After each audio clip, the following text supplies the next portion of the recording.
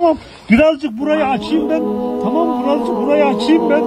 Sana biraz bana müsaade et. Şurayı birazcık açayım. Tamam, az bir şey açayım. Burada. He.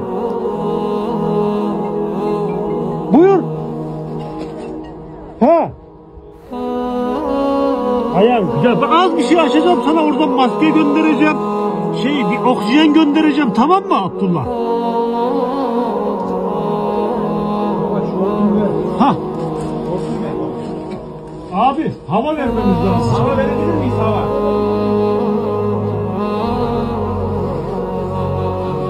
Tamam alıyoruz seni, tamam mı, korkma. Abdullah, ben sana hava göndereceğim, tamam mı? Şimdi burnuna tak onu güzelce.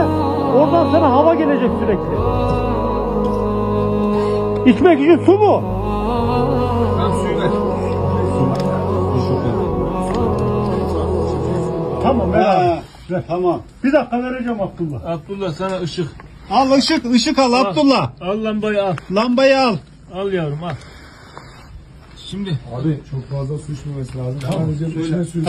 Tamam. Şimdi Işık Abdullah. tut oradan bize bir. Tamam, tuttu ışığı. Ben suyu gönderiyorum. Abdullah, ben sana suyu gönderiyorum, tamam mı? Abi. Ha. Abi burayı açalım. Hepsini ayarlayacağım. çekeriz. Bak sana şu suyu gönderdim bak. Alabiliyor musun?